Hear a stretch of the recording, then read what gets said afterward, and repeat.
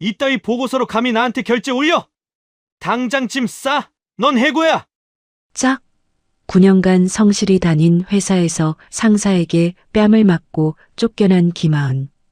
퉁퉁 부은 얼굴로 집에 돌아온 며느리를 본 순간 평소 조용히 손주들만 바라보던 시아버지의 눈빛이 얼음처럼 차갑게 변했습니다. 그 회사, 이제 없어질 거다. 내가 직접 처리하마. 단 한 통의 전화 후 세상이 뒤바뀌기 시작했죠. 과연 한 통의 전화로 거대 기업을 무너뜨릴 수 있었던 진짜 이유는 무엇일까요?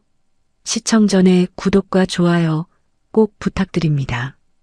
영상 제작에 큰 힘이 됩니다. 이게 뭡니까, 김대리? 이따위 보고서로 나한테 결제 올려? 박재욱 이사의 고함 소리가 사무실 전체를 얼어붙게 만들었습니다. 오후 7시가 넘은 한빛테크 12층 사무실엔 아직도 20명이 넘는 직원들이 남아 있었죠. 모두의 시선이 한 사람에게 집중됐어요.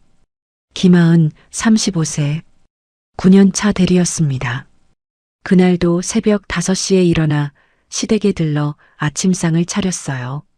시어머니는 아픈 다리 때문에 요즘 거동이 불편하셨거든요. 아침을 차리고 집으로 돌아와 쌍둥이 딸 준서와 준이를 깨워 어린이집에 데려다주고 출근길 지하철을 탔죠. 복잡한 9호선 안에서도 하은은 휴대폰으로 업무 메일을 확인했습니다. 한빛테크는 반도체 부품을 생산하는 중견기업이었어요. 직원 500명 규모의 코스닥 상장사였죠. 하은은 기획팀 소속으로 주로 협력사 관리와 계약서 검토를 맡고 있었습니다. 성실함이 몸에 밴 사람이었어요. 9년간 단 한 번도 지각한 적이 없었고 동료들이 힘들어하면 먼저 도와주곤 했죠. 이사님, 제가 지난주 수정하신 대로 다시 작성해서. 하은이 조심스럽게 말을 꺼냈습니다. 떨리는 목소리였지만 최대한 침착하게 설명하려 했어요. 서류를 다시 펼쳐 보이며 어느 부분을 수정했는지 설명하려던 순간이었습니다. 짝! 귀가 멍할 정도로 큰 소리가 사무실에 울려 퍼졌어요. 하은의 왼쪽 뺨이 강하게 돌아갔습니다. 박재욱의 오른손이 번개처럼 날아온 거예요. 순간 사무실은 싸늘한 정적에 휩싸였습니다. 컴퓨터 자판 소리도 프린터 돌아가는 소리도 멈췄죠. 감히 어디서 말대꾸를 해? 주제를 알아야지. 박재욱의 얼굴은 분노로 붉게 일그러져 있었어요. 46세의 그는 한빛테크에서 15년을 근무한 고참 임원이었습니다. 영업 2본부를 총괄하는 이사였죠. 평소에도 직원들을 대하는 태도가 거칠기로 유명했어요. 특히 여자 직원들에겐 더 심했습니다. 하지만 폭력까지 휘두른 건 처음이었죠. 하은의 뺨에는 선명한 붉은 손자국이 남았습니다. 뜨겁게 달아오르는 통증보다 더 아픈 건 수치심이었어요. 20명의 동료들이 지켜보는 앞에서 맞았다는 사실이 그를 짓눌렀죠. 눈물이 핑 돌았지만 참아야 했습니다. 여기서 울면 더 약해 보일 것 같았거든요. 당장 짐 싸서 이 회사에서 나가. 해고야. 박재욱이 차갑게 선언했습니다. 하은은 그 자리에서 얼어붙었어요. 해고? 9년을 다닌 회사에서 단 한 번의 실수도 없이 성실하게 일했는데 머릿속이 하얗게 변했습니다. 인사팀, 당장 해고 처리해. 박재욱이 전화기를 들어 인사팀장에게 소리쳤어요. 그리고는 하은을 향해 손가락질을 했습니다. 2번 다시 내 눈앞에 나타나지 마. 쓸모없는 인간 같으니라고. 하은은 떨리는 다리로 간신히 자리로 돌아갔습니다. 책상 위에 개인 물품들을 박스에 담았어요.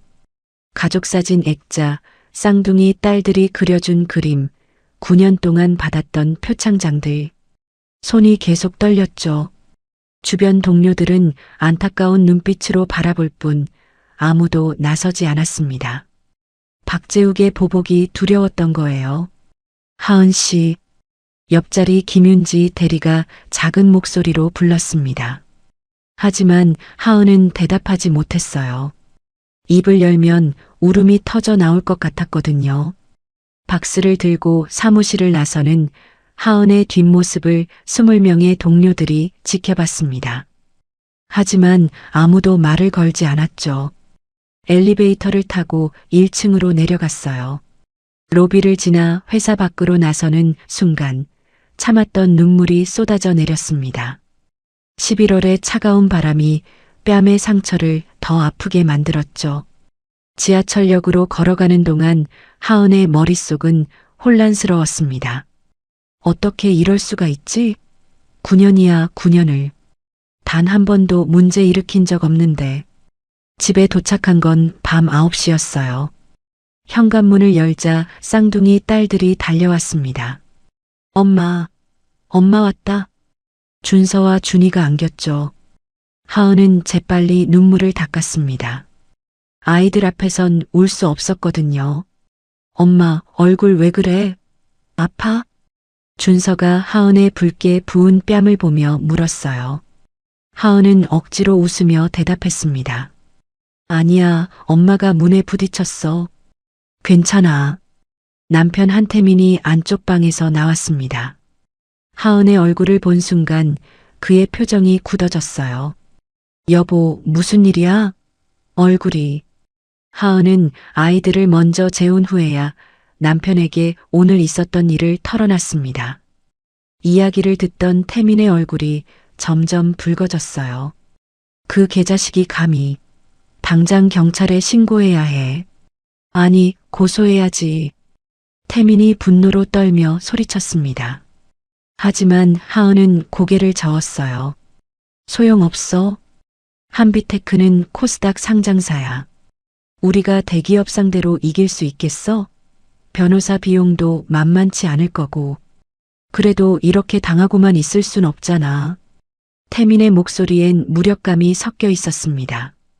분노하고 싶지만 현실적인 벽 앞에서 할 수 있는 게 없었죠. 하은은 거울 앞에 섰습니다.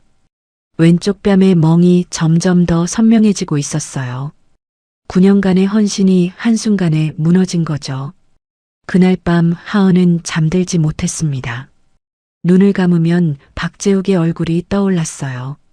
날아오는 손, 차갑게 내뱉던 해고 통보, 그리고 20명 동료들의 회피하는 시선. 모든 게 악몽 같았지만 현실이었습니다. 하은은 다음날 아침에도 일어나지 못했습니다. 몸에 힘이 하나도 없었거든요. 평소엔 새벽 5시면 일어나던 사람이 8시가 넘도록 누워 있었어요. 엄마, 일어나. 어린이집 가야 해. 준이가 하은을 흔들어 깨웠습니다. 하은은 간신히 눈을 떴어요.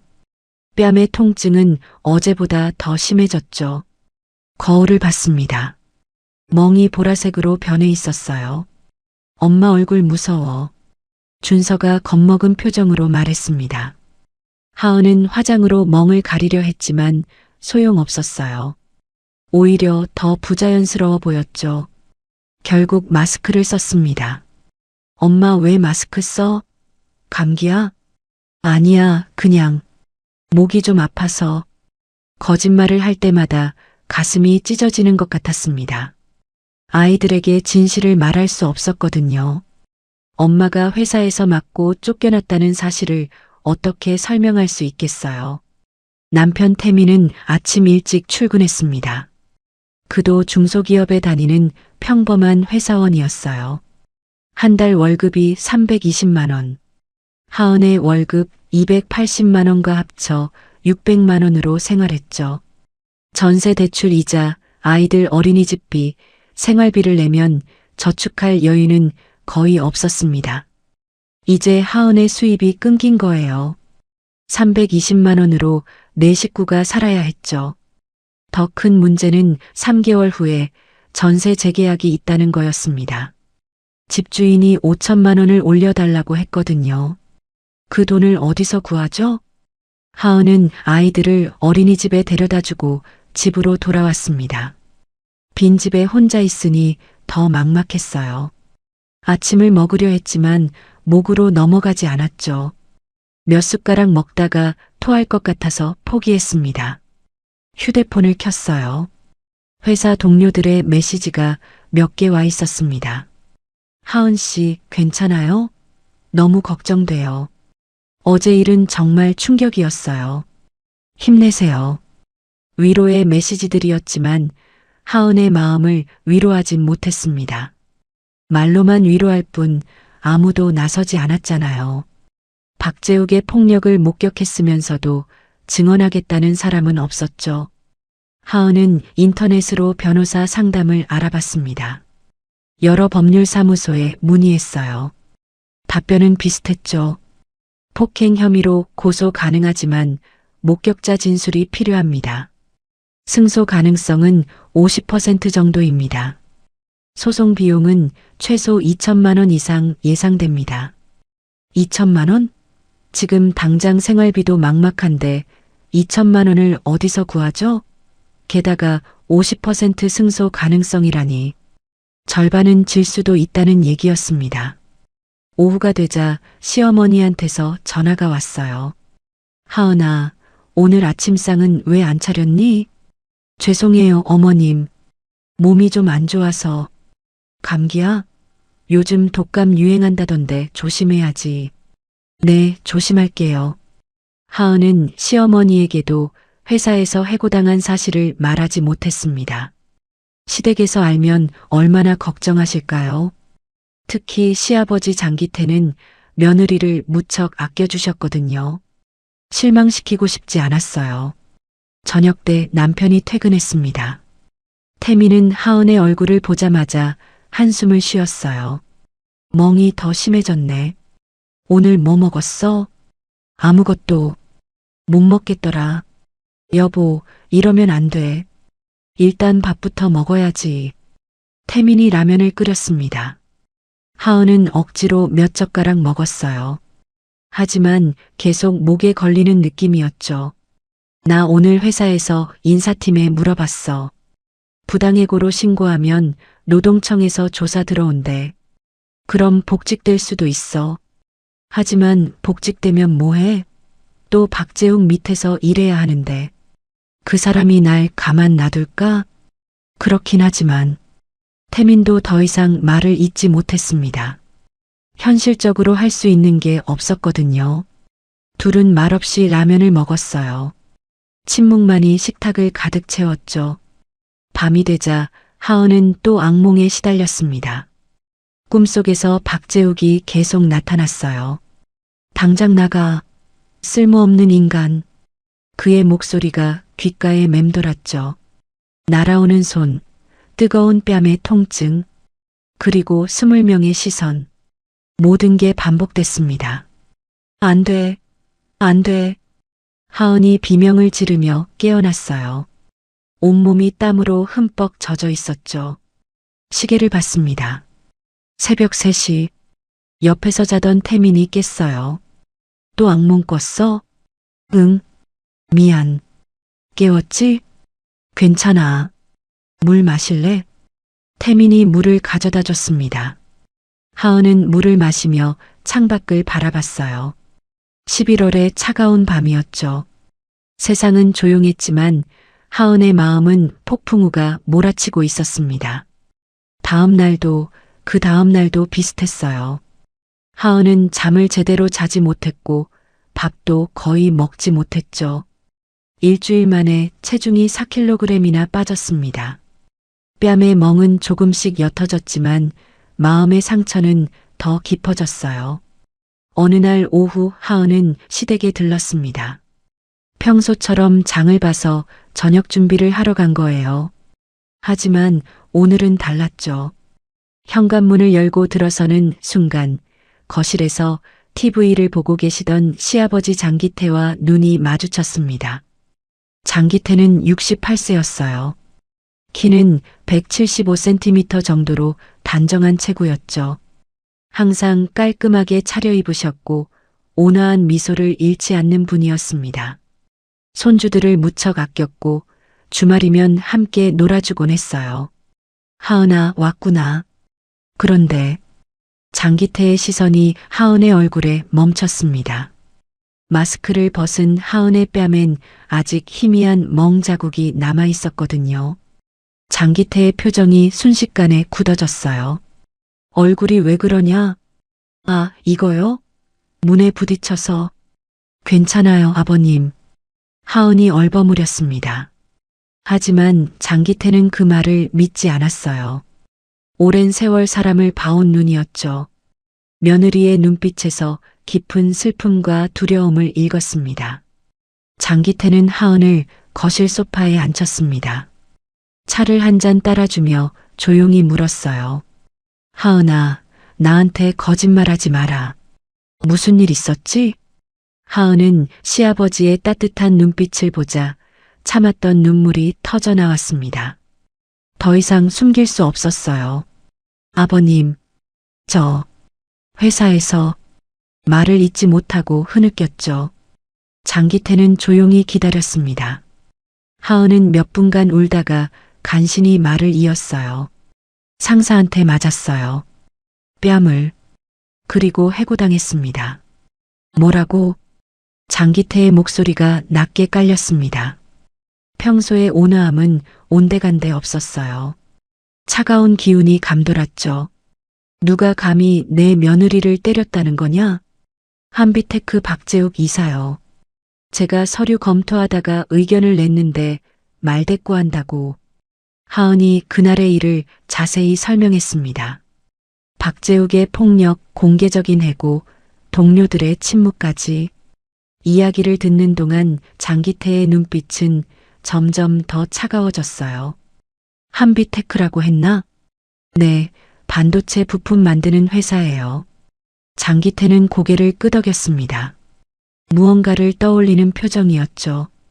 그리고 핸드폰을 꺼내 어디론가 전화를 걸었어요.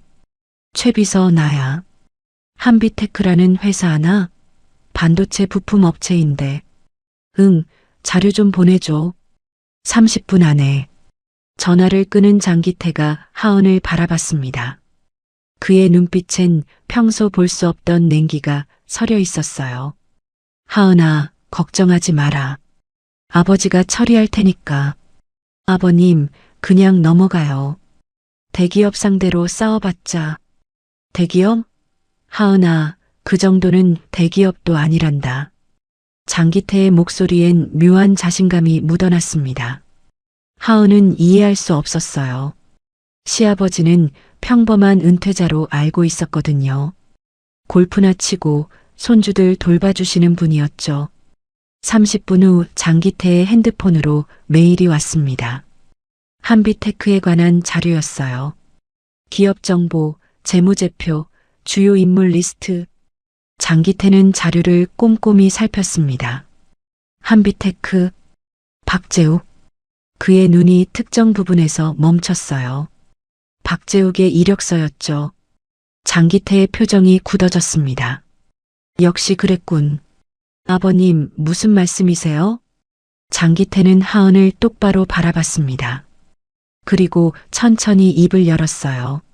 하은아, 사실 나는 내가 아는 것보다 조금 더 복잡한 사람이란다. 무슨 뜻이에요? 나는 태산그룹의 명예회장이다. 하은의 눈이 커졌습니다. 태산그룹? 대한민국 5대 재벌 중 하나잖아요. 자산 10조 원이 넘는 거대 기업이죠.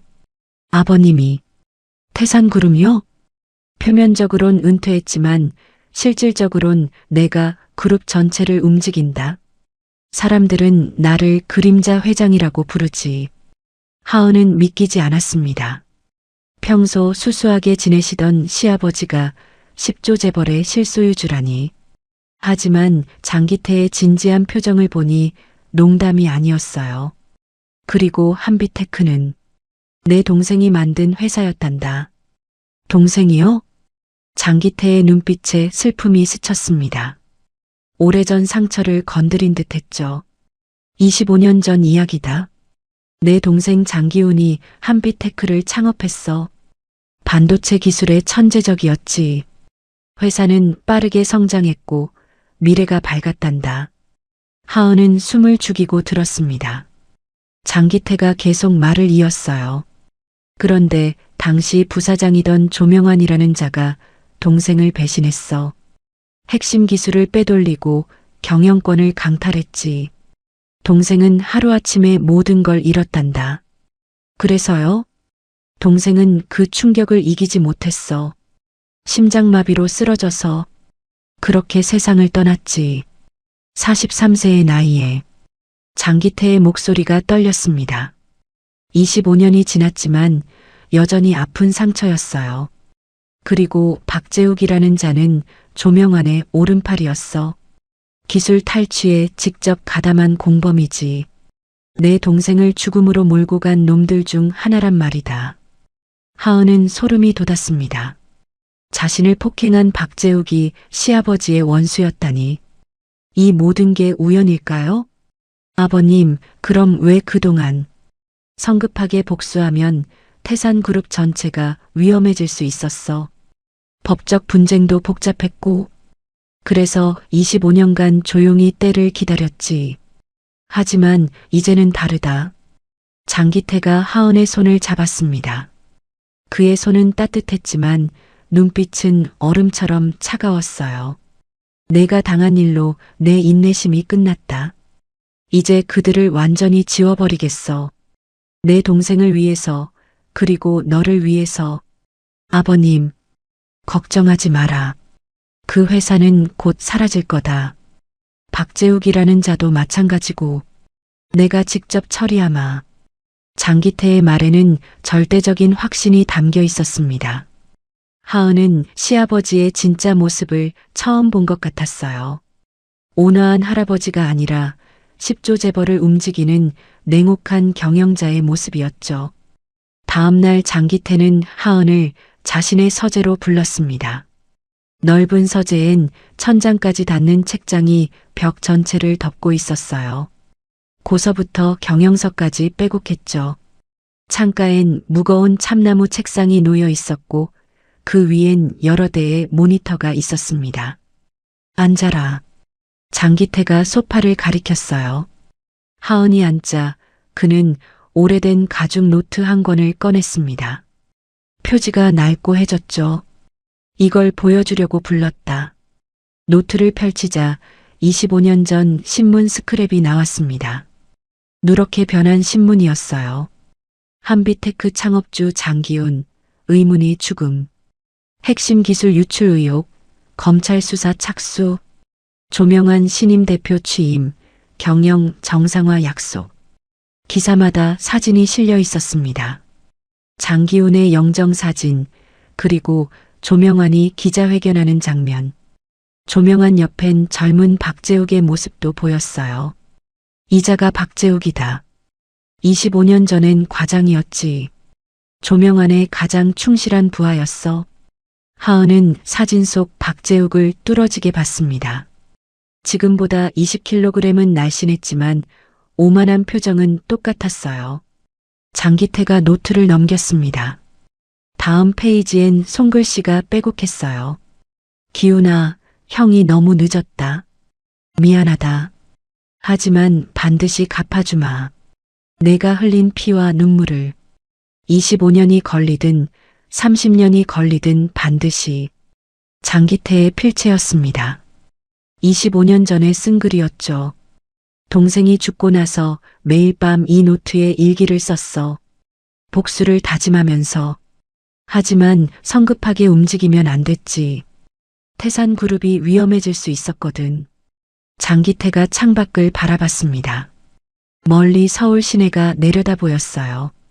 그래서 25년간 조용히 준비했어. 한빛테크의 모든 거래처를 파악했지. 주요 협력사들, 투자자들, 은행 관계까지. 그들과 하나씩 관계를 맺었단다. 어떻게요? 태산그룹의 힘으로. 한빛테크 거래처 중 70%가 태산그룹과도 거래하고 있어. 내가 한마디만 하면 그들은 한빛테크를 버릴 수밖에 없지. 하은은 소름이 돋았습니다. 25년간 복수를 준비해왔다니. 그것도 아무도 모르게 조용히. 그리고 박재욱의 비리도 다 파악했어. 협력사로부터 리베이트 받은 것, 회사 자금 횡령한 것, 위조 서류 만든 것까지. 증거도 다 확보했지. 아버님이 어떻게 그런 걸? 태산그룹 산하에 보안업체가 있거든. 조사 전문가들이 5년 동안 박재욱을 미행했어. 그의 모든 비리를 기록했지. 장기태가 서랍에서 두꺼운 파일을 꺼냈습니다. 수백 장의 문서가 들어 있었어요. 이게 다 증거자료야. 박재욱의 범죄 기록이지. 이걸 검찰에 넘기면 그는 최소 10년은 감옥에 갈 거다. 하은은 파일을 넘겨봤습니다. 은행 거래 내역, 녹취록, 사진 자료까지. 정말 철저했어요. 아버님, 이렇게까지 하신 이유가 내 동생 때문이야. 기훈이는 착한 사람이었어.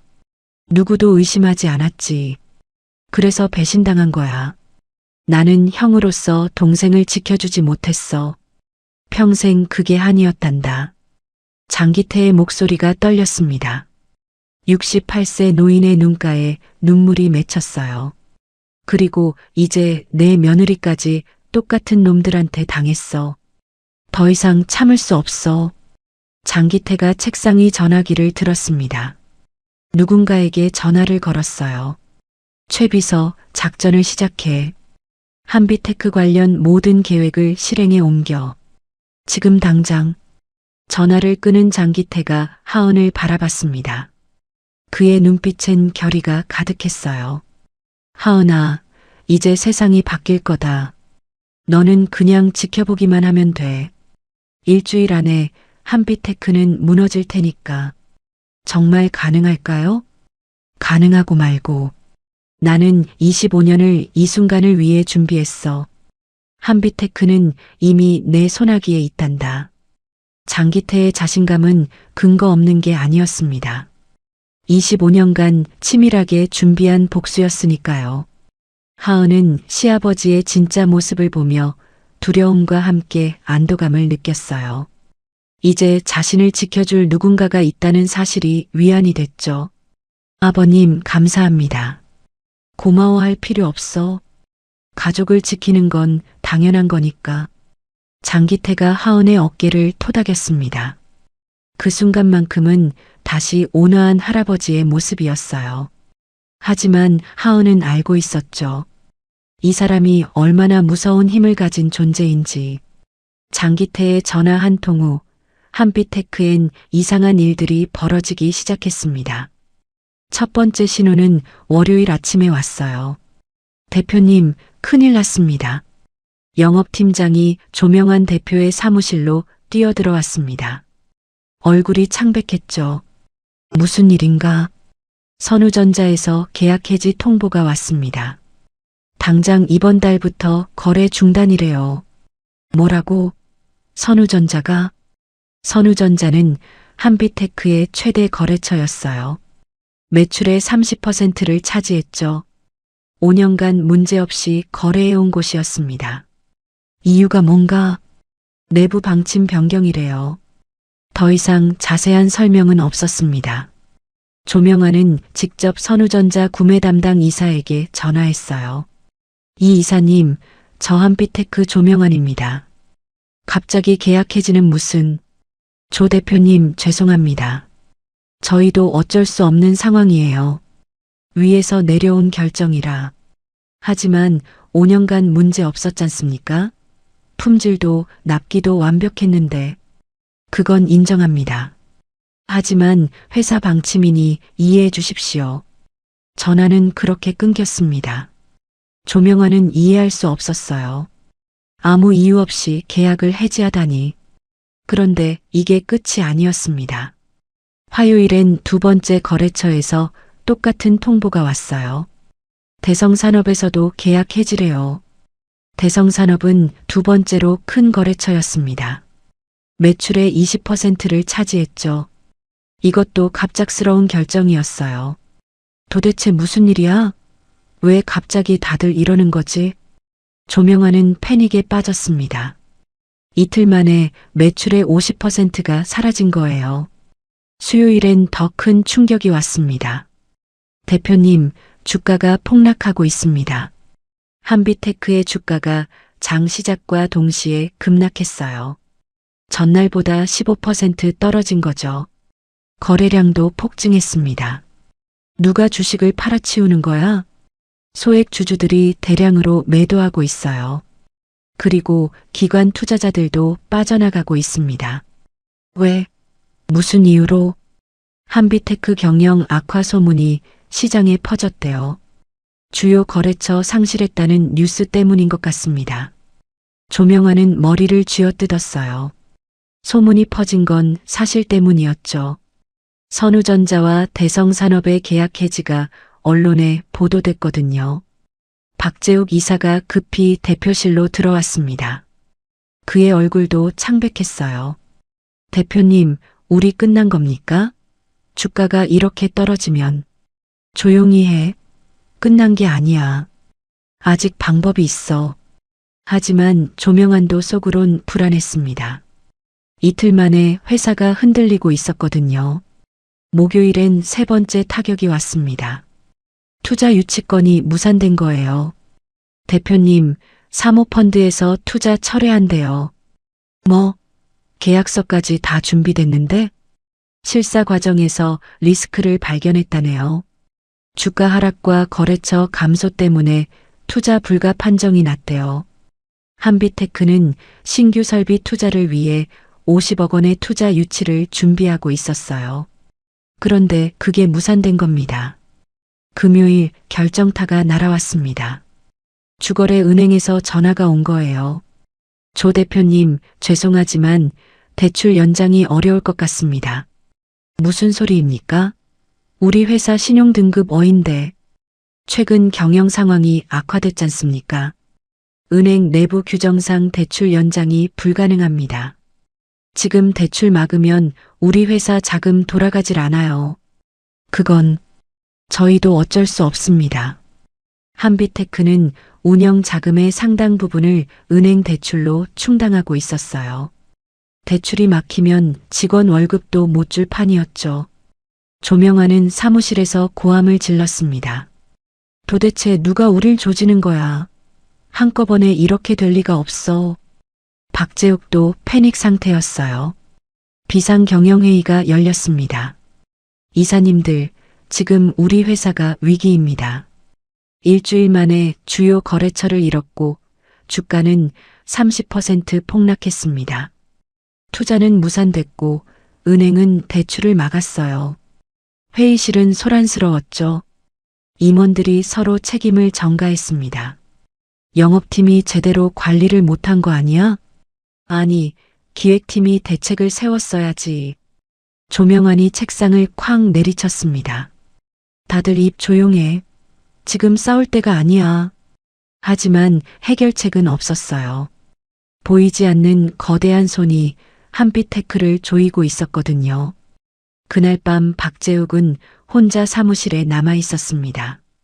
창밖을 바라보며 중얼거렸어요. 도대체 누구야? 누가 우릴 이렇게 만드는 거지? 하지만 그는 알지 못했죠. 25년 전 자신이 배신했던 사람의 형이 모든 걸 계획했다는 사실을. 그 형이 10조 재벌의 그림자 회장이라는 사실도. 한빛테크의 몰락은 이제 시작에 불과했습니다. 장기태의 복수는 정확하고 냉혹했어요. 한치의 실수도 없이 진행되고 있었죠. 하은은 시아버지의 서재에서 우연히 낡은 상자를 발견했습니다. 먼지가 수북이 쌓인 상자였어요. 호기심에 열어봤죠. 상자 안엔 25년 전 자료들이 가득 들어 있었습니다.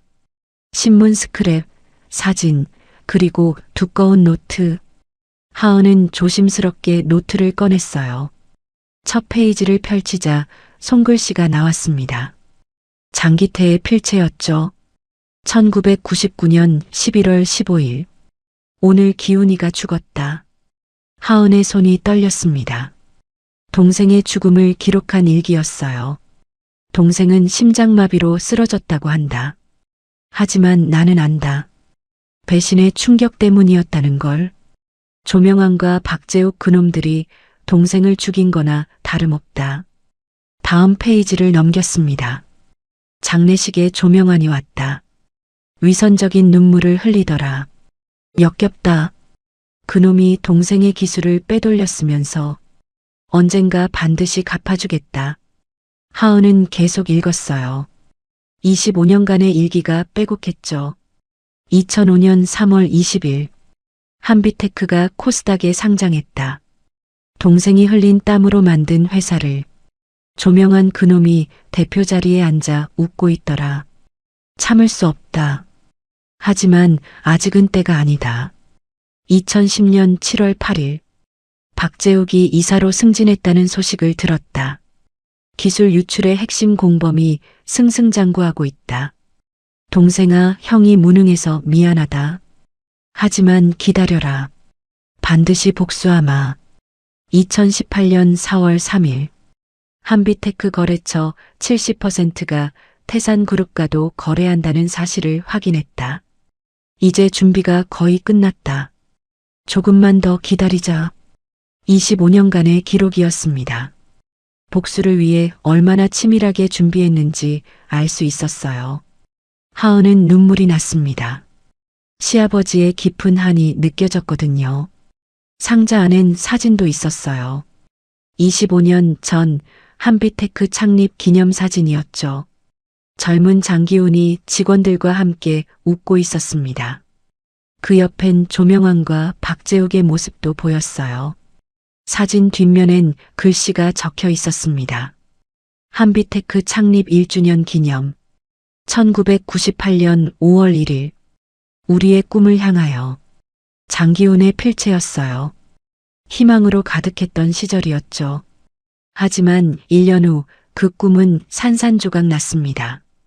하은은 또 다른 서류를 발견했습니다. 기술 유출 사건 조사 보고서였어요.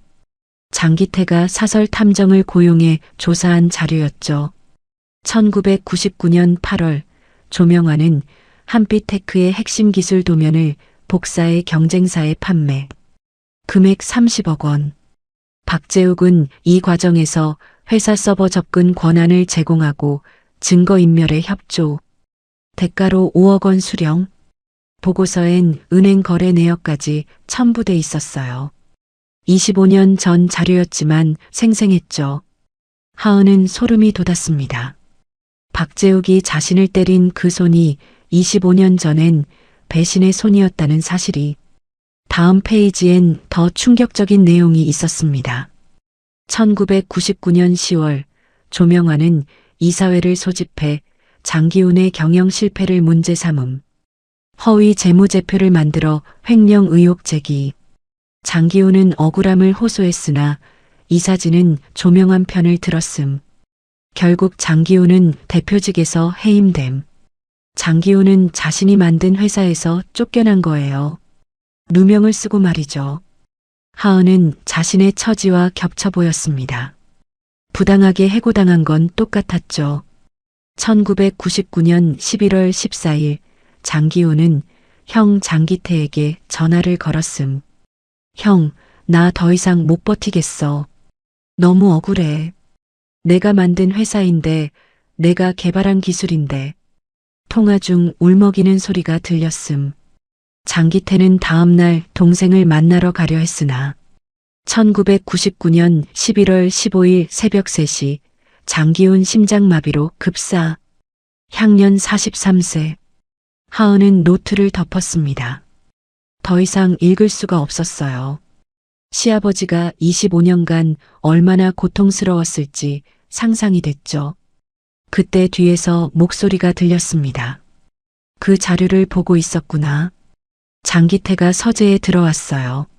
하은은 황급히 노트를 내려놓으려 했지만 장기태가 손을 저었습니다. 괜찮다. 볼 수 있어. 어차피 내가 알아야 할 이야기니까. 장기태가 하은 옆에 앉았습니다. 낡은 사진을 손에 들고 한참을 바라봤어요. 기훈이는 정말 착한 동생이었어. 누구도 의심하지 않았지. 그게 화근이었단다. 아버님, 동생이 죽던 날 밤을 잊을 수가 없어. 병원에서 차가워진 동생을 봤을 때 세상이 무너지는 것 같았지. 내가 형으로서 동생을 지켜주지 못했다는 죄책감이 평생 나를 괴롭혔어. 장기태의 목소리가 떨렸습니다. 68세 노인의 눈가에 눈물이 맺혔어요. 장례식 날 조명환이 와서 눈물을 흘리더라. 나는 그때 알았지. 저자가 거짓말쟁이라는 걸, 동생을 죽인 장본인이라는 걸. 하지만 증거가 없었어. 법으로 처벌할 수 없었단다. 그래서 25년간 준비하신 거군요. 맞아. 법이 처벌하지 못하면 내가 직접 심판하기로 했지. 하지만 성급하게 움직이면 안 됐어. 태산그룹이 위험해질 수 있었거든. 그래서 조용히, 아주 조용히 준비했단다. 장기태가 서랍에서 또 다른 파일을 꺼냈습니다. 최근 자료들이었어요. 이게 박재욱의 최근 5년간 비리 기록이야. 협력사로부터 리베이트 받은 것, 회사 자금 횡령한 것, 허위 보고서 작성한 것까지 총 23건의 범죄 행위가 기록돼 있지. 이렇게 많이요? 박재욱은 25년 전이나 지금이나 똑같은 인간이야. 부정한 방법으로 돈을 챙기고 약자를 괴롭히는 비열한 놈이지. 내가 당한 폭행도 처음이 아니야. 지난 5년간 7명의 직원을 비슷하게 괴롭혔어. 하은은 충격을 받았습니다. 자신만 당한 게 아니었던 거예요. 왜 아무도 신고하지 않았을까요? 두려웠겠지. 대기업 임원을 상대로 싸운다는 게 쉬운 일이 아니니까. 하지만 이제는 다르다. 내가 모든 증거를 확보했고 이번 기회에 한꺼번에 처리할 거야. 장기태가 하은의 손을 잡았습니다. 하은아, 내가 당한 일은 단순한 사건이 아니야. 25년 묵은 악연의 연장선이지. 그리고 이제 그 악연을 끊을 때가 왔단다. 박재욱과 조명환, 그 두 놈을 완전히 무너뜨릴 거야. 하은은 시아버지의 단호한 눈빛을 봤습니다. 그 안엔 25년간 품어온 복수심과 함께 정의를 향한 열망이 담겨 있었어요. 아버님, 저도 도울 수 있는 게 있을까요? 내가 겪은 일을 증언해주면 돼. 법정에서 박재욱의 폭행을 증언하는 거야. 그것만으로도 충분하단다. 알겠습니다. 제가 할 수 있는 건 뭐든 하겠어요. 장기태가 미소 지었습니다. 며느리의 용기가 자랑스러웠어요. 고맙다, 하은아. 이제 곧 모든 게 끝날 거야. 그리고 내가 당한 억울함도, 내 동생이 당한 배신도 모두 갚아질 거란다. 두 사람은 창밖을 바라봤습니다. 서울 시내가 내려다 보이는 높은 곳이었죠. 2주가 지났습니다. 한빛테크는 완전히 무너지고 있었어요. 주가는 상장 이후 최저치를 기록했죠. 60% 이상 폭락한 겁니다. 거래량도 급증했어요. 투자자들이 너도 나도 주식을 팔아치우고 있었거든요. 조명환 대표의 사무실엔 독촉 전화가 빗발쳤습니다. 대표님, 협력사들이 외상대금 당장 갚으라고 난리예요. 은행에서도 계속 연락 옵니다. 대출금 상환 일정 협의하자고요. 직원들도 불안해하고 있어요. 월급을 제때 받을 수 있냐고 묻는데 조명환은 머리를 쥐어뜯었습니다. 한 달 전만 해도 순탄했던 회사가 지금은 파산 직전이었어요. 박재욱 이사도 패닉 상태였습니다. 그의 사무실로 검찰에서 연락이 왔거든요. 박재욱 이사님, 금융감독원입니다. 한빛테크 회계 관련해서 조사가 필요합니다. 내일 오전 10시까지 출석해 주시기 바랍니다.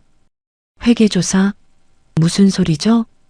협력사 거래 내역 중 의심스러운 부분이 발견됐습니다.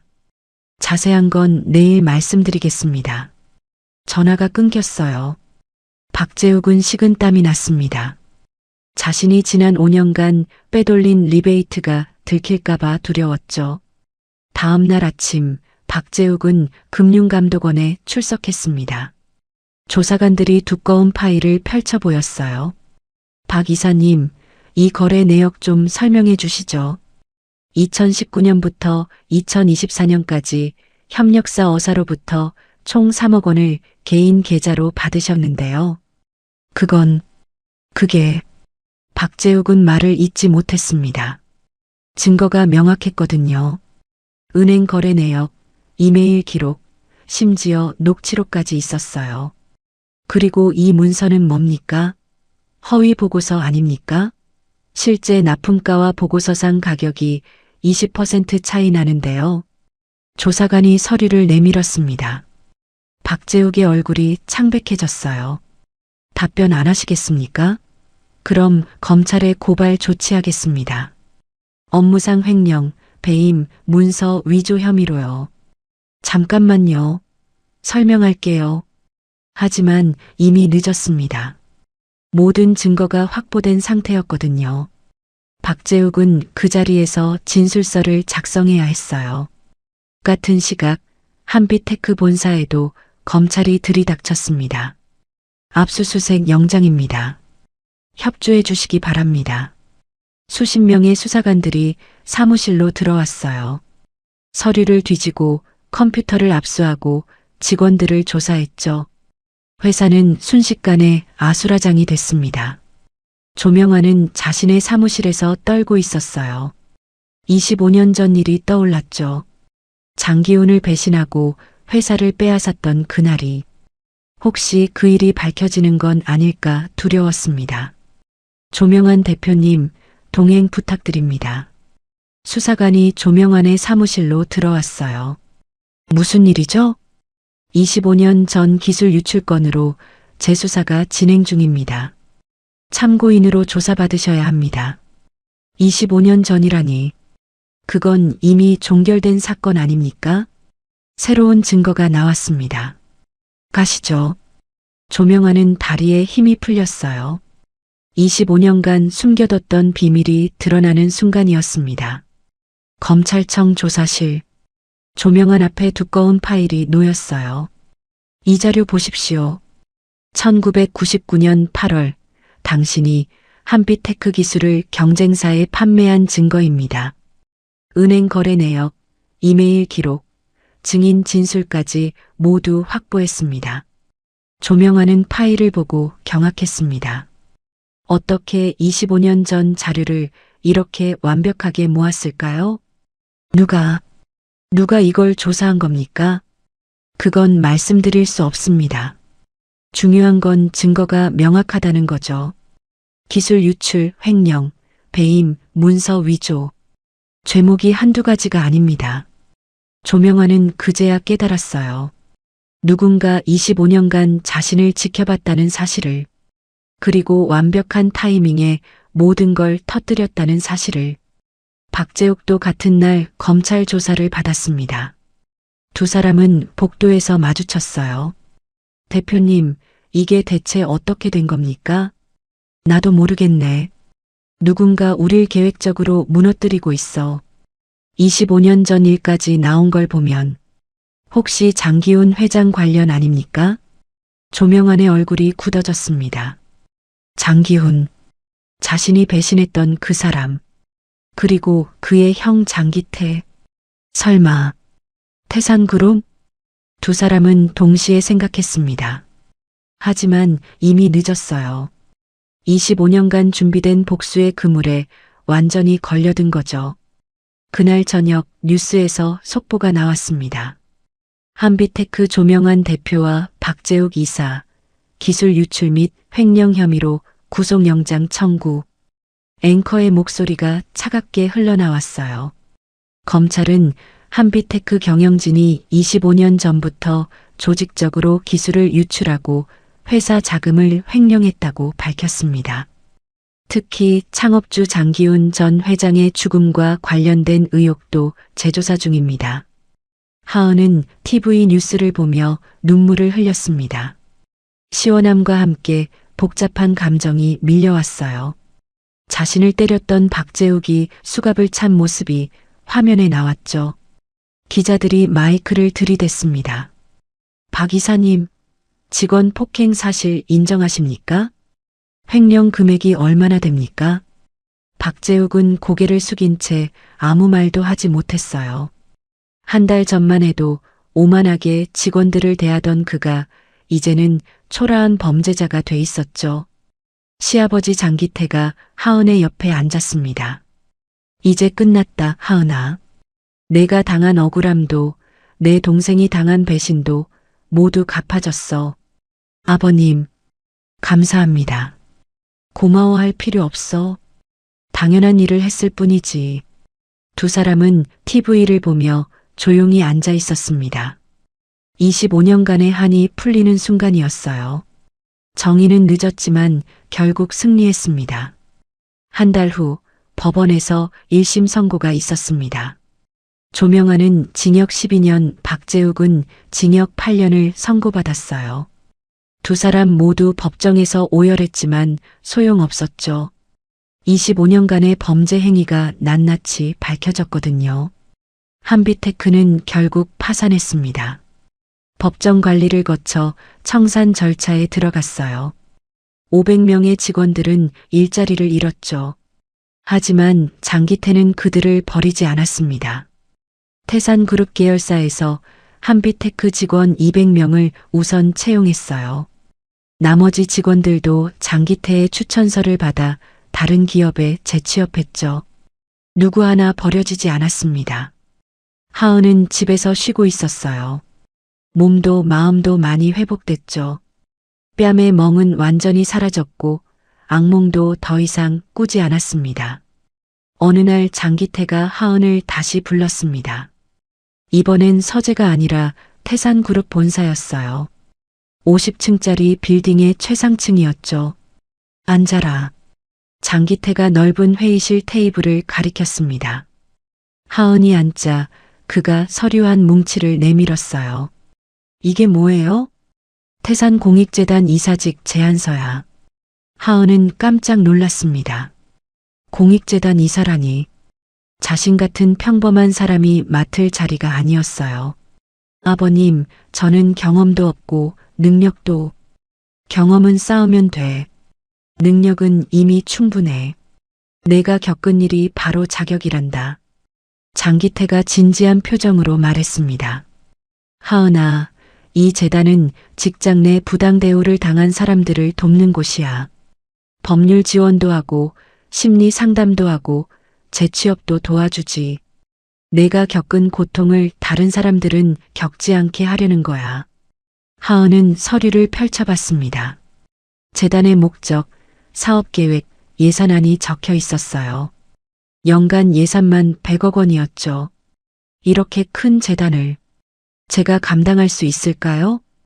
혼자 하는 게 아니야. 전문가들이 도와줄 거야. 너는 그저 내 경험을 나누면 돼. 억울함이 뭔지, 두려움이 뭔지, 그리고 어떻게 극복하는지 말이야. 하은은 고민했습니다. 쉽지 않은 일이었어요. 하지만 자신 같은 사람들을 도울 수 있다는 생각에 마음이 움직였죠. 한번 해보겠습니다. 잘 결정했어. 다음 주부터 출근하면 돼. 장기태가 미소 지었습니다. 며느리가 자랑스러웠어요. 일주일 후 하은은 태산공익재단 사무실에 첫 출근했습니다. 강남에 있는 깔끔한 사무실이었어요. 직원은 10명 정도였죠. 이사님 환영합니다. 재단 사무국장 정미라가 악수를 청했습니다. 40대 중반의 따뜻한 인상이었어요. 아직 이사님이라고 부르는 게 어색하네요. 금방 익숙해지실 거예요. 이쪽으로 오시죠. 정미라가 하은을 안내했습니다. 사무실 한쪽에는 상담실이 있었어요. 다른 쪽에는 법률 자료실도 있었죠. 여기서 피해자들 상담을 합니다. 일주일에 20건 정도 신청이 들어와요. 그렇게 많아요? 직장 내 부당 대우는 생각보다 흔합니다. 하지만 대부분 참고 살죠. 싸울 용기가 없으니까요. 하은은 고개를 끄덕였습니다. 자신도 그랬었으니까요. 시아버지가 아니었다면 그냥 참고 살았을 거예요. 오후에 첫 상담이 잡혀 있습니다. 한번 참석해 보시겠어요? 네, 그러고 싶어요. 오후 2시 상담실 문이 열렸습니다. 20대 후반으로 보이는 여성이 들어왔어요. 눈이 퉁퉁 부어 있었죠. 안녕하세요. 저는 김소영이라고 합니다. 목소리가 떨리고 있었어요. 하은은 그 떨림이 무엇을 의미하는지 알았습니다. 자신도 그랬었으니까요. 편하게 앉으세요. 무슨 일이신지 천천히 말씀해 주세요. 김소영이 입을 열었습니다. 저는 광고회사에 다닙니다. 3년차 사원이에요. 그런데 팀장이 계속 저한테만 소리를 지르고 일을 못한다고 욕하고 어제는 서류를 던졌어요. 제 얼굴에 하은의 가슴이 아팠습니다. 자신의 이야기 같았거든요. 그래서 어떻게 하셨어요? 참았어요. 그냥 참고 일했어요. 그런데 오늘 아침에 팀장이 해고하겠다고 했어요. 능력이 없다고. 김소영이 울기 시작했습니다. 하은은 조용히 티슈를 건넸어요. 소영 씨, 괜찮아요. 여기는 안전한 곳이에요. 마음껏 우세요. 몇 분간 김소영은 울었습니다. 하은은 옆에 앉아 등을 토닥였죠. 말없이 함께 있어주는 것만으로도 위로가 됐습니다. 울음이 잦아들자 하은이 말했습니다. 소영 씨, 저도 비슷한 일을 겪었어요. 상사한테 폭행당하고 해고됐죠. 그때 정말 세상이 무너지는 것 같았어요. 정말요? 네. 하지만 이제 여기 있잖아요. 소영 씨를 도우려고요. 김소영의 눈에 희망이 보였습니다. 혼자가 아니라는 사실이 힘이 됐어요. 우리 재단에서 법률 지원을 해드릴게요. 변호사도 연결해드리고 소송 비용도 지원합니다. 그리고 제가 옆에서 함께 할게요. 정말 가능할까요? 가능해요. 저도 그랬으니까요. 하은은 자신의 이야기를 들려줬습니다. 박재욱한테 맞았던 일, 해고당했던 일, 그리고 어떻게 정의가 승리했는지. 김소영은 눈을 반짝이며 들었어요. 이사님 같은 분이 있어서 용기가 나요. 저도 싸워볼게요. 잘 생각하셨어요. 우리가 함께 할게요. 그날 이후 하은은 많은 피해자들을 만났습니다. 직장에서 괴롭힘 당한 사람, 부당 해고당한 사람, 성희롱 피해자까지 모두 하은처럼 억울함을 겪은 사람들이었어요. 하은은 그들에게 희망을 줬습니다. 자신의 경험을 나누며 혼자가 아니라는 걸 알려줬죠. 법률 지원도 하고 심리 상담도 연결했습니다. 6개월 만에 10명이 넘는 사람들을 도왔어요. 어느 토요일 오후 하은은 가족들과 공원에 나왔습니다. 쌍둥이 딸 준서와 준이가 그네를 타고 있었어요. 남편 태민이 옆에서 밀어주고 있었죠. 여보, 요즘 정말 행복해 보여. 태민이 웃으며 말했습니다. 응, 나도 그렇게 느껴. 내가 겪은 고통이 다른 사람들한테 도움이 된다는 게 뿌듯해. 잘한 선택이었어. 당신 정말 멋져. 두 사람은 아이들을 바라보며 미소 지었습니다. 평화로운 오후였어요. 그때 장기태가 걸어왔습니다. 손주들을 보러 온 거였죠. 할아버지, 준서와 준이가 달려가 안겼습니다. 장기태가 아이들을 번갈아 안아 올렸어요. 우리 손주들 잘 놀고 있구나. 하은이 다가가 인사했습니다. 아버님 오셨어요. 응. 날씨가 좋아서 산책 나왔지. 장기태와 하은은 벤치에 앉았습니다. 아이들은 태민과 함께 계속 놀고 있었어요. 하은아, 재단 일은 어때? 정말 보람 있어요. 제가 누군가를 도울 수 있다는 게 신기해요. 잘하고 있어. 나도 들었어. 벌써 10명 넘게 도왔다며? 네. 모두 저처럼 억울함을 겪은 분들이에요. 제가 조금이라도 힘이 되드릴 수 있어서 기뻐요. 장기태가 손녀를 바라보며 말했습니다. 하은아, 복수는 끝났지만 정의는 계속돼야 해. 내가 그 역할을 하고 있는 거야. 자랑스럽단다. 아버님 덕분이에요. 아니야. 내 용기 덕분이지. 내가 포기하지 않았기에 가능한 일이었어. 두 사람은 말없이 앞을 바라봤습니다. 아이들의 웃음소리가 공원에 울려 퍼졌어요. 평화로운 오후였죠. 저녁 때 하은은 집으로 돌아와 일기를 썼습니다. 오늘로 재단 일을 시작한 지 6개월이 됐다. 처음엔 내가 할 수 있을까 걱정했지만 이제는 확신이 든다.